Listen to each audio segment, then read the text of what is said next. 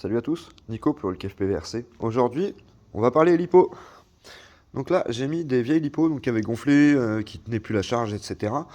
Dans un seau d'eau pour m'en débarrasser. Donc j'ai coupé les câbles, je les ai vidés un petit peu avant de leur énergie avec un petit système que je vais vous montrer après.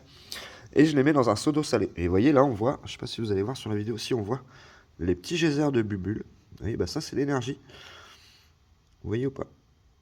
Ouais, c'est l'énergie restant dans les batteries qui est en train de s'évacuer gentiment.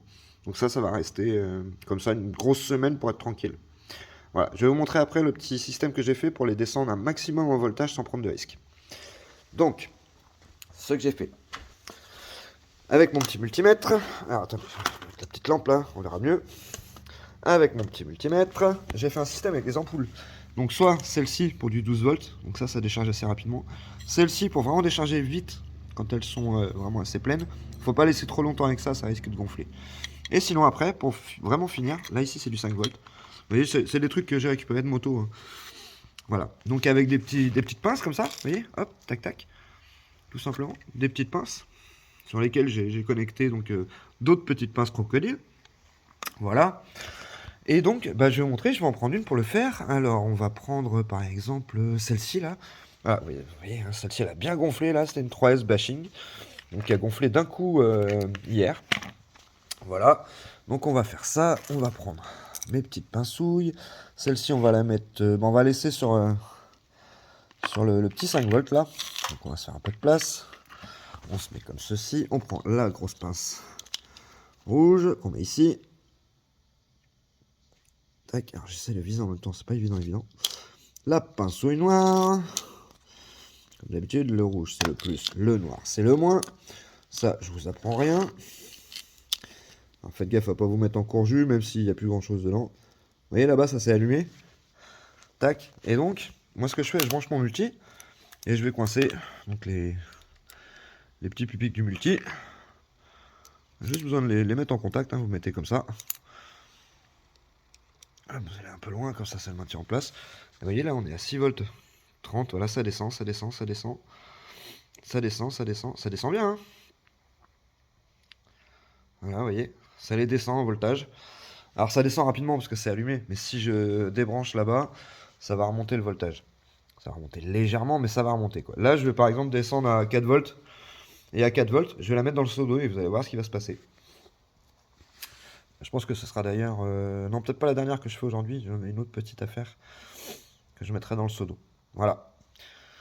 Donc j'attends que ça descende à 4 volts et après je vous montre comment je les plonge dans le seau d'eau. Ok, donc nous voilà de retour. Là, on est descendu à 3 volts 20. Voilà, pour la totalité de la batterie. Hein, c'était une 3S. Vous voyez, la lumière, elle est faiblarde. Donc là, je vais débrancher. Alors, je vais débrancher par là en premier, vous allez voir. Hop, voilà. Et là, ça remonte direct. Vous avez vu un peu? De la saleté, les lipos pour ça. Hein. Donc là, on va voir à combien elle remonte avant de la mettre dans le seau. Désolé, je tremblote un peu aujourd'hui. Là, ça remonte bien. Hein. Après, je pense que là, je peux la mettre. Donc, on va la mettre dans le seau. Ouais, elle se stabilise à 5,40. Donc, on va faire. Donc, on va débrancher. On enlève le plus. On enlève le moins. Vous voyez, tac. Alors, pour l'instant, je laisse la case. Je l'enlèverai avant de l'emmener en déchetterie. Donc, je récupère les prises avant. Bah, déjà, parce que c'est plus facile pour. Comment dire? Alors là, par contre, 5 volts, je sais pas trop ce que ça va faire.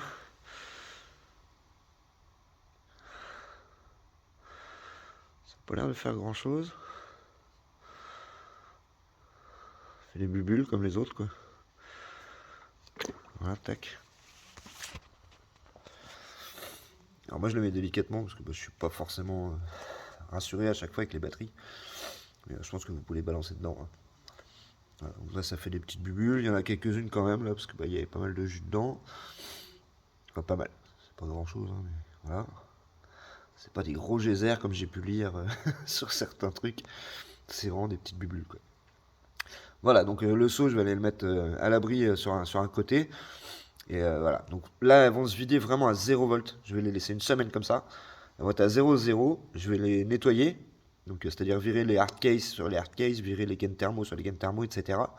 Enlever le peu de petites prises qui restent et les emmener en déchetterie pour les mettre à détruire. Voilà.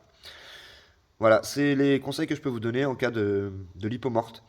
C'est de faire comme ça. Les vider d'abord un petit peu avec une ampoule ou avec un ventilo, histoire de bien descendre. Et après, vous les mettez dans un seau d'eau salée.